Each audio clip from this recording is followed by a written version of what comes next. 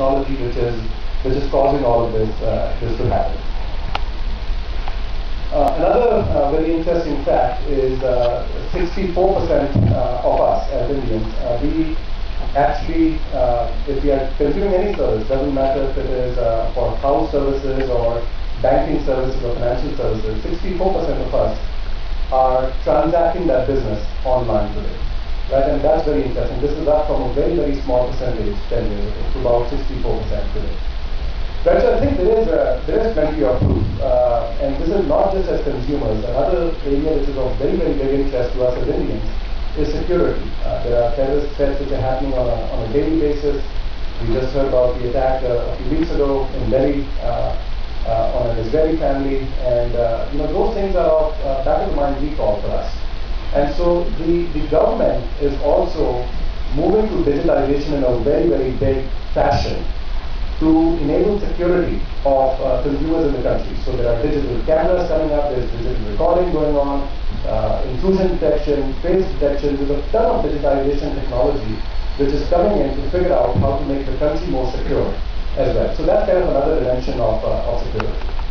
So to me, the question of whether India is digital or not, or whether we are convergent or not, I think we're already there. And as Rajiv pointed out, companies like Uninor and others in the country have been the ones who are powering that generation. I mean, we are on the cusp of touching 1 billion subscribers on the mobile side, just on the cusp, right? We are on the cusp of becoming the third largest internet market on the planet. Right? And these are facts. They can't be debated. It's just simply facts, right? So that was kind of the first question that I wanted to ask myself before coming here. Now, what the second question I asked is, what is really enabling this convergence, right? And the answer to that question really is, at the bottom of this is data. The fact that is driving this convergence is data, right? And the side benefit of data is the internet.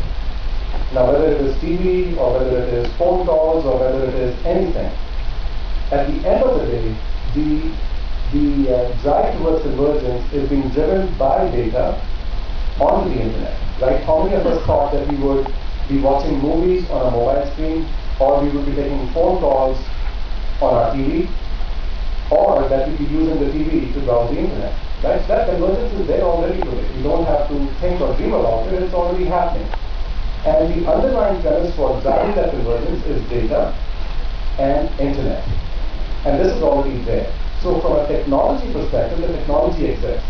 Now, the intersection of technology with a benign regulatory framework is what is very critical to have the technology be adopted. And that's why PII plays a very important role in the country, and the regulations that they have put forth for unified communications, the licensing regime, that's what's driving the adoption.